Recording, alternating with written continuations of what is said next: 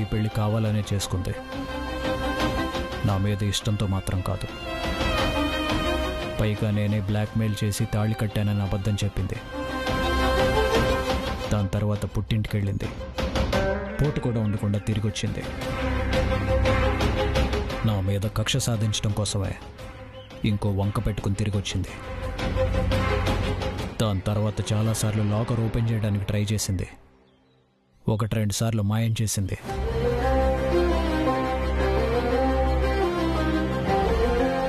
ఎంత జాగ్రత్తగా దాచినా ఆ లాకర్ని తీసి విక్రమ్కిచ్చింది.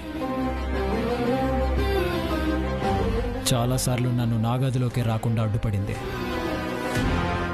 ఇది వాంటెడ్గా చేసిన పనే చేయమ్మా. నాకెలాంటి అనుమానం లేదు. మరి ఇదంతా భాను చేసిందని నమ్ముతున్న నువ్వు, ముగ్గురు కోడళ్ళు భానుని బయటికి పంపించే విషయంలో నిర్ణయం నీకొదిలేస్తే నువ్వేమీ మాట్లాడకుండా వచ్చేసావేమిటి?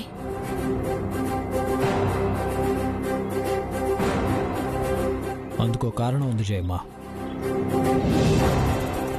ఏమిటా కారణం? నేను పోలీస్ స్టేషన్ సెల్లో ఉన్నప్పుడు భాను వాళ్ళ నాన్న నన్ను కలవటానికి వచ్చాడు.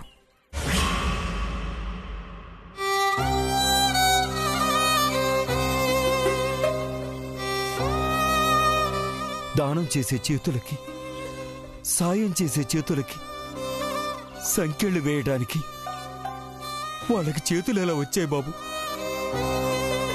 మీరేంటి, మీకేంటి, మిమ్మల్నేంటి?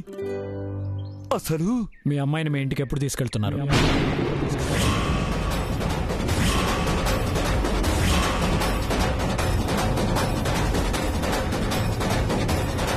ఏమన్నారు బాబు? మా ఇంట్లో ఉన్న భానుమతి అనబడే మీ అమ్మాయిని మీ ఇంటికి ఎప్పుడు తీసుకెళ్తున్నారు?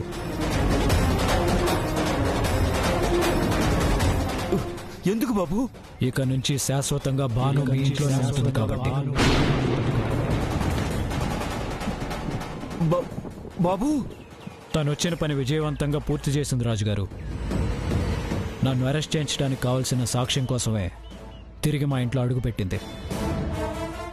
సాక్ష్యం అది నిజమో అబద్ధమో కోర్టే చూసుకుంటుంది. చాలా కష్టపడి సాక్ష్యాన్ని సంపాదించింది. అనుకున్నట్టుగానే నన్ను అరెస్ట్ చేయించింది.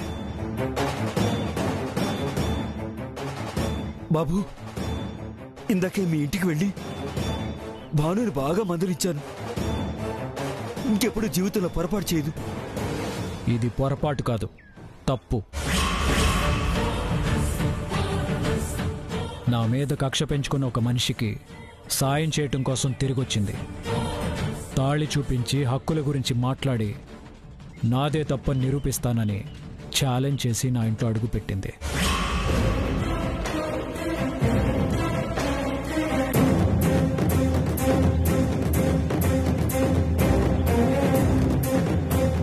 ఎన్ని పొరపాట్లు చేసినా నేను మీ దాకా రానివ్వలేదు. మధ్యతరగతి మనుషులు మీరు. కూతురు పుట్టింట్లో ఉండాల్సి వస్తే 10 మందికి జవాబు చెప్పుకోలేరు. అందుకే ప్రతిసారి క్షమిస్తూనే వచ్చాను.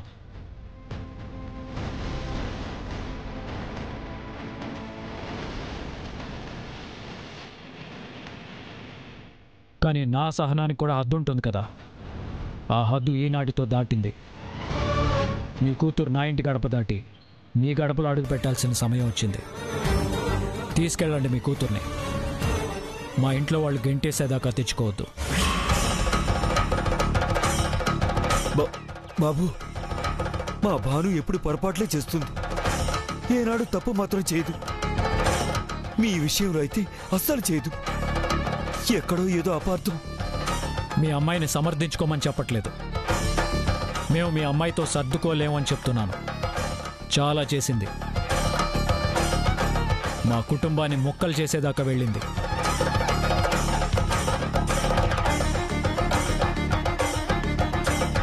బాబు, ఒక్క అవకాశం. క్షమించండి, ఇవ్వలేను.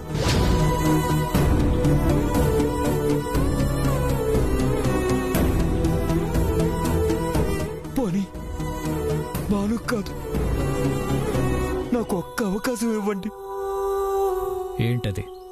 నా పెద్ద కూతురు పుట్టింట్లో ఉంటే నా చిన్న కూతురికి సంబంధాలు రావు బాబు. బాబు,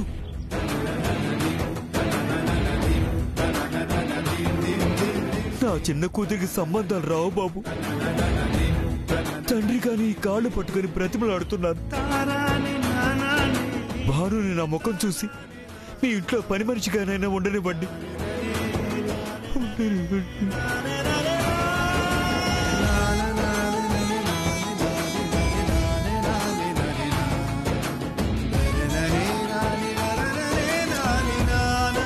నిజమే నాన్న, కూతురు పుట్టింట్లో ఉంటే కన్నవాళ్లకి ఎంత నరకంగా ఉంటుందో అది అనుభవించే వాళ్ళకే తెలుస్తుంది.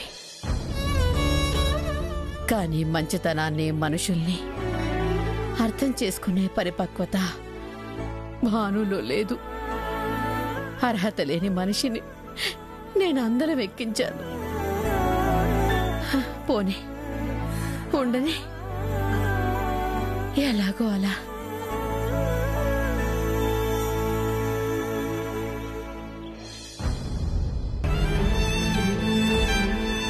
నువ్వు పైకి ఎంత కఠినంగా ఉన్నా బాను కాస్త కన్నీరు పెట్టుకుంటే కరిగిపోతావు జయమ్మా. అందుకే నీకు అసలు విషయం చెప్పకుండా దాచాను. నాకు భాను వాళ్ళ నాన్నకి ఒక ఒప్పందం జరిగింది. అందుకు ఒప్పుకునే నేను భానుని ఇంట్లోకి రానిచ్చాను.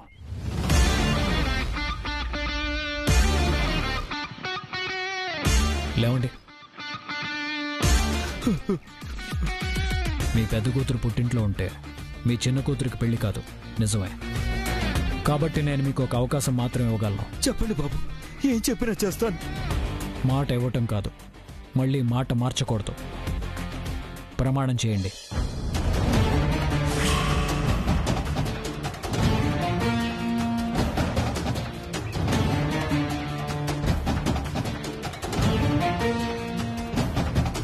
మీరు అంజలికి మంచి సంబంధం చూడండి.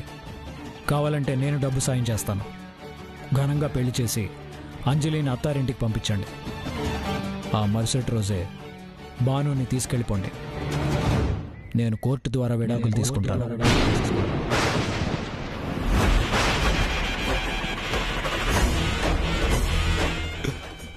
బాబు, మీ చిన్నమ్మాయి పెళ్లికి నేను చేసే డబ్బు సాయం మీ పెద్దమ్మాయికి నేను ఇచ్చే భారం.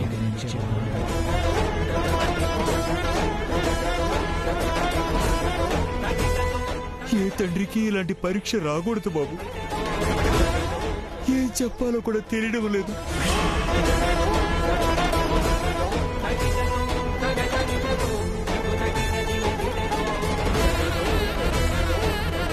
మాటిచ్చారు, అది గుర్తుపెట్టుకుని నా దృష్టిలో పెద్ద మనిషి అనిపించుకోండి. అలాగే బాబు, అలాగే. అంజలి పెళ్ళయ్యేదాకా భాను మీ ఇంట్లో అతిథిలాగుంటుంది. అంతే కదా బాబు, అంతే కదా. అలాగే బాబు, అలాగే.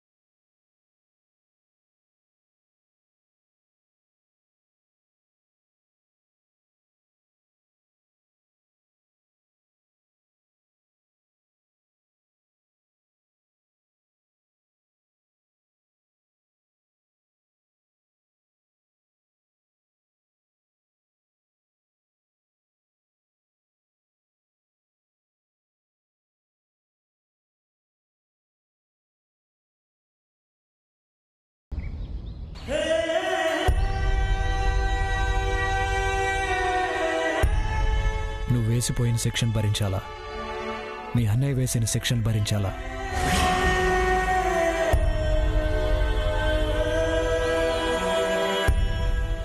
నా ఆత్మసాక్షి వేసే శిక్షను భరించాలా?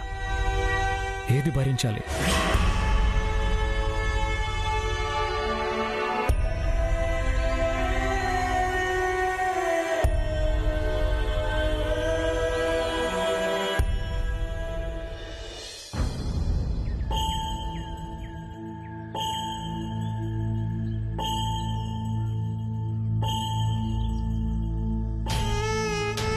నేను మీతో మాట్లాడాలి.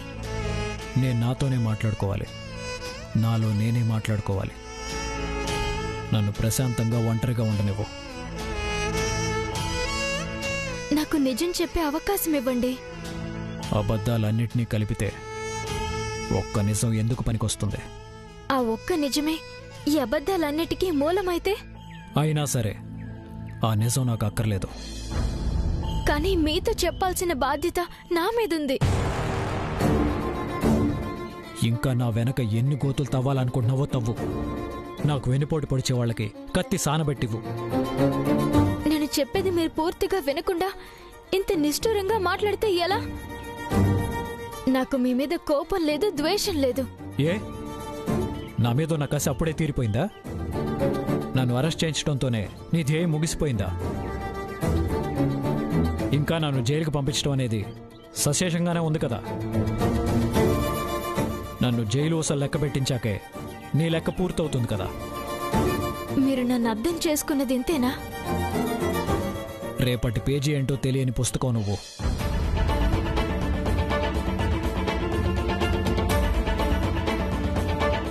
జయమ్మ కూడా నన్ను అపార్థం చేసుకుంది.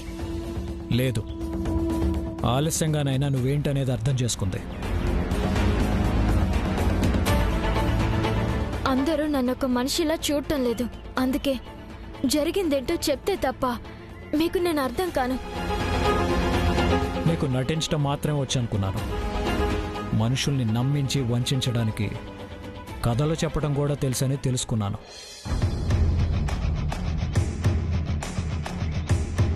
నేను ఎవ్వరికీ ద్రోహం చేయాలనుకోలేదు. నా బ్రతుకి ఎటు కాకుండా చేసుకున్నాను. కనీసం సానుభూతి చూపించే దిక్కు కూడా లేదు. మా నాన్న కూడా నన్ను అపార్థం చేసుకున్నాడు. జయమ్మ నా మొహమే చూడడం లేదు. మీ కోడళ్ళు నన్ను శత్రువులా చూస్తున్నారు. మీ కొడుకులు పరాయిదాన్లా చూస్తున్నారు. చివరికి మీరు కూడా. నాకే కదా జరిగింది. నేనంటే నా కుటుంబమే కదా. నాకేదైనా అపకారం తలపెడితే నాతో పాటు నా కుటుంబం కూడా బాధపడుతుంది కదా. ఎవరైనా ఎందుకు క్షమిస్తారు? అసలు ఎంత చేశాక కూడా నిన్ను క్షమించాలని ఎందుకు కోరుకుంటున్నావు? నిజానికి నాకు నీతో ఎంతసేపు మాట్లాడటం కూడా ఇష్టం లేదు. అయినా నువ్వు ఇంకా మమ్మల్ని ఏదో మాయ చేసి కొత్త భ్రమలో ఉంచాలని చూస్తుంటే నీ భ్రమలో పట్టం కుదరదని చెప్పడానికి, నీకు అర్థం కావడానికే ఇంత మాట్లాడాను.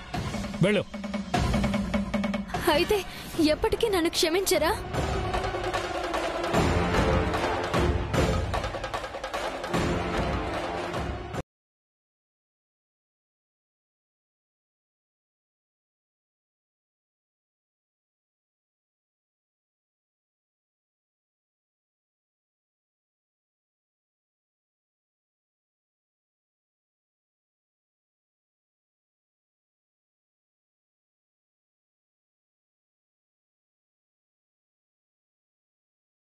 ఈ గోడు ఈ ఇంటి గోడలు కూడా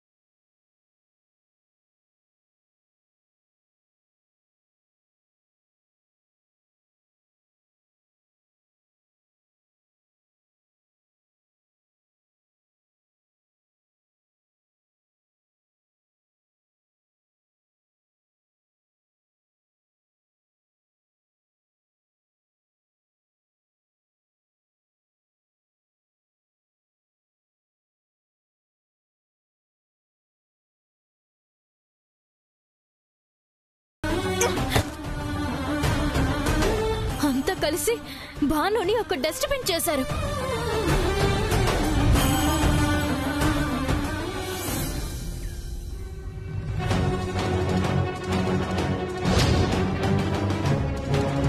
జయమ్మ గారు, జయమ్మ గారు,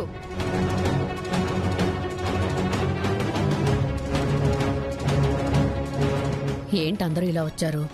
ఏజే ఎందుకు అరెస్ట్ అయ్యాడో తెలుసుకోవడానికా? రండి రండి, కూర్చోండి. పర్వాలేదండి. రేపు మన కాలనీలో హోలీ సెలబ్రేషన్స్ చేయాలనుకుంటున్నాం. మీ ఫ్యామిలీ మొత్తం అటెండ్ అయితే బాగుంటుందని ఇన్వైట్ చేయడానికి వచ్చాం.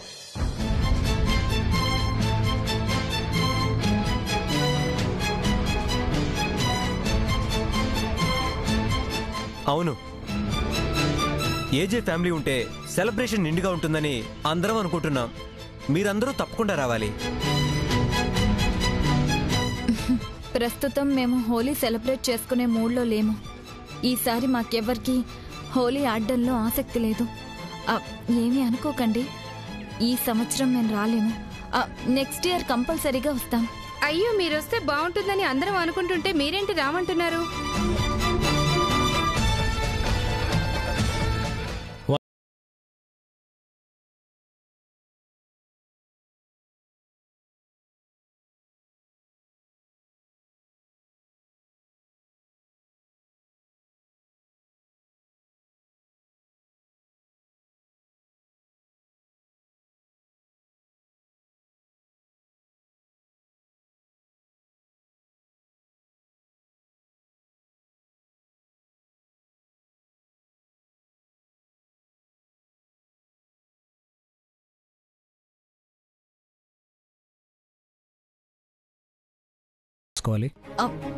అంటే ఇప్పుడున్న పరిస్థితుల్లో మీరు రారనే ఉద్దేశంతోనే వాళ్ళకి రామని చెప్పాం. ఇప్పుడు కూడా నేను రాను, మీరంతా వెళ్ళండి.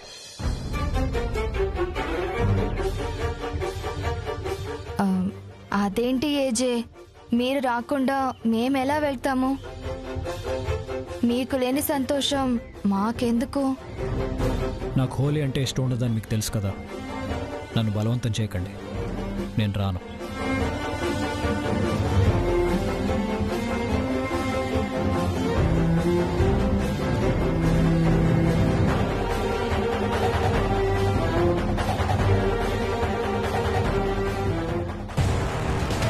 ఏంటి, నువ్వు నీ ఆలోచన పద్ధతిని కొంచెం మార్చుకోవాలక్కా.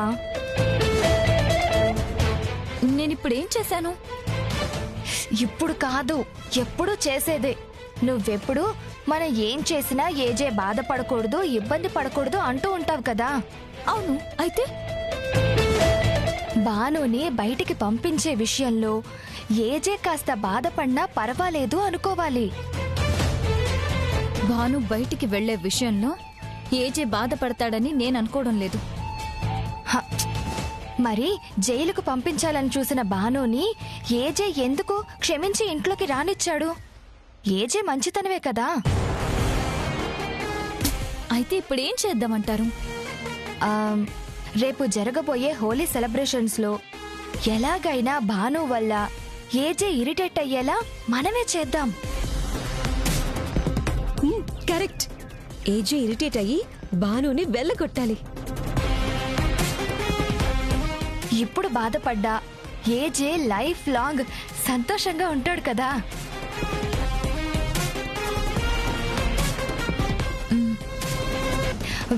ఏజే భానుని మెడ పట్టుకుని గెంటేసేలా చెయ్యాలి.